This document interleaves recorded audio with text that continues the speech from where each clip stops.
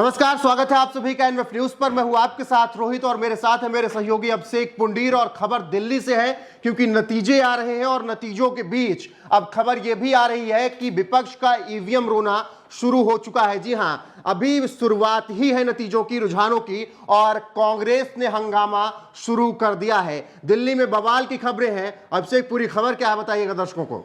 कांग्रेस के एक लीडर हैं दिल्ली में जो विरोध प्रदर्शन कर रहे हैं, बैनर पोस्टर लेकर, तमाम उनके साथ उनके कार्यकर्ता हैं। उनके पोस्टर पर लिखा है कि सब लोकतंत्र का संविधान जीतेगा या फिर मोदी की ईवीएम जीतेंगी। साथ ही उनका कहना है कि 6 दिन पहले मैंने ये चीज कही थी कि ईवीएम हैक हो चुकी है। स्ट्रांग रूम के जो ताले हैं वो सबके सामने वीडियोग्राफी के साथ खुल रहे हैं। रुझान आने शुरू नहीं हुए, काउंटिंग शुरू नहीं हुई, बैलेट पेपर खुलने शुरू नहीं हुए और विपक्ष ने रोना शुरू कर दिया कि ईवीएम हैक कर ली गई है और ईवीएम के द्वारा ही मोदी जीतेंगे। और ये भी कहा कि पिछले 10 साल से लगातार जो है वो जीत रहे हैं ईवीएम के दम पर। एक बार आप ये सुनिए क्या कुछ कह रहे हैं। देखिए, मैं पिछले 10 साल से पहला व्यक्ति हूँ जो सबसे पहले आता हूँ।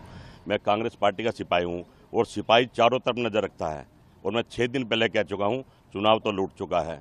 मैच एक फॉर्मेलिटी है क्योंकि हम संविधान में और लोकतंत्र में विश्वास रखते हैं। कांग्रेस पार्टी के विपक्षी नेता सभी आएंगे पर संविधान लूट। तो आप लोग परिणाम तक का इंतजार नहीं करूंगा, मुझे पता है भाई। मुझे 6 दिन पहले मैंने बता दिया था कि ईवीएम से, मोदी की ईवीएम से चुनाव लूट चुका है। तो नेता कह रहे हैं 295 सीटें भाई आएगी। वो तो जनता, वो जनता की वोट पर कह रहे हैं। 295 का 300 भी आएंगी। हम जनता के बीच में रहे हैं। पिछले 10 साल से हो क्या रहा है, आंकड़े आते हैं, शोर मचता है, ये चुनाव लूट जाते हैं। एक बात कही ना कि या तो जनता पे भरोसा है या नहीं है। जनता पे भरोसा, पर करें क्या? ईवीएम पे तो भरोसा नहीं है। चुनाव, पूर्व चुनाव अधिकारी ने कहा, उसने 5 सबूत मांगे कल आप सबसे, मैंने सबूत दे दिए हैं। आप बताइए, बटन कहीं दबाओ, वोट कहीं जा रही है, ये तो सबूत है ना। और देश के प्रधानमंत्री ने सबसे पहले सीएम का विरोध करा था। ये टेंट, ये इंतजाम पार्टी को इसलिए भाई हम लोकतंत्र, हम फिर भी हम मजबूत आदमी, लड़ते रहेंगे, हारने के बाद भी लड़ेंगे। हमारा काम ही, हम तो 10 साल से हार रहे हैं और फिर भी लड़ रहे हैं, रोज लड़ रहे हैं और लड़ेंगे। क्यों कह रहे हैं हम हार रहे हैं? भाई मुझे तो पता, मैं 5 दिन पहले कह दिया था। मेरे ट्विटर पर जाइए, मैं परिणाम का, मैं कहा ना, मैं सिपाही हूँ कांग्रेस पार्टी का और मैं चारों तरफ नजर रखता हूँ, मुझे पता है। अपने नेता को कहिए फिर कि आप हार। भाई मेरे नेता तो जनता के बीच में रहे, वो बेचारे क्या करें, जनता के लिए खड़े हैं, लोकतंत्र और संविधान के लिए खड़े, बचाने के लिए। हारने के बाद भी हम लड़ेंगे। इंतजार तो करिए, इंतजार की तो मैं बता रहा हूँ, आप पढ़ लीजिए, आप देख ले, 11 बजे बाद यही परिणाम आएगा। ना आए तो मुझे फांसी दे देना, नहीं सरकार को फांसी दे देना। अगर ये परिणाम ना है तो मुझे फांसी दे देना, मीडिया में कह रहा हूँ, नहीं सरकार को फांसी देना। मेरे नेता जनता के साथ खड़े, अपने काम के विश्वास पे खड़े हैं। पर मुझे पता, मैं सिपाही हूं ना, कहा कि चुनाव लूट चुका है। तो आप सुन रहे थे, ये जगदीश शर्मा हैं, कांग्रेस के वर्कर हैं, और उन्होंने ये आरोप लगाया है कि ईवीएम की वजह से ही बीजेपी जीतेगी। इसके अलावा तमाम और तरीके के आरोप चुनाव के दौरान भी लगते रहे। विपक्ष कहता रहा हम जीतेंगे तो समझ लीजिए हमें जनता ने वोट किया है, और अगर बीजेपी जीतेगी तो समझ लीजिए ईवीएम का वोट है। यहाँ तो सवाल भी पूछा जाता है कि आपको जनता पर भरोसा नहीं है क्या?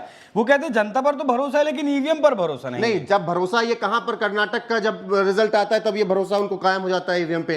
तेलंगाना जीतते हैं तब कोई दिक्कत नहीं होती है, हिमाचल जीतते हैं। ठीक है, चलिए सब मान लीजिए 2014 में तो ये सरकार नहीं थी ना, उस वक्त भी तो ईवीएम से ही चुनाव हुए, तो उस वक्त तो आपकी सरकार थी ना, उस वक्त तो जनता ने चुना। आप तो ये मानेंगे ना, उस वक्त जनता ने आपको नकार दिया था। तो फिलहाल ये तीसरा वो मान चुके हैं, पहले ही मान चुके हैं। उन्होंने कहा कि 6 दिन पहले मैं कह चुका था, उससे पहले वो हार मान चुके हैं। इसीलिए जो 400 पार का मोदी जी ने नारा दिया था, मतलब अपने चुनाव प्रचार के दौरान ही, उसके काउंटर में कांग्रेस पार्टी का 295 सीटें, उन्होंने कहा कि 295 सीटें आएंगी चंद रोज पहले, अभी 2 दिन पहले। ये तो कांग्रेस ने 295 तब कहना शुरू किया अभिषेक, जब प्रधानमंत्री नरेंद्र मोदी ने कहा कि मैं विपक्ष को किस पिच पर खिला रहा हूं, उन्हें पता ही नहीं है। मुझे तो चाहिए 272, मैं 400 इसलिए जा रहा हूं कि मुझे पता है कि ये भेड़िए वाली टीम है, ये 400 रोकने पे लग जाएगी। भाई 400 मेरा रुक भी जाएगा तो मेरा क्या घाटा, मुझे 272 चाहिए। बिल्कुल, 2 चरण तक रहा भी यही। 2 चरण तक जब चुनाव प्रचार चलता रहा विपक्ष का, वो कहते रहे कि 400 पार तो नहीं आने देंगे, कुछ भी करेंगे। बिल्कुल। अब ईवीएम को लेकर जिस तरीके से हंगामा बरपा हुआ है, ये पुरानी आदत है,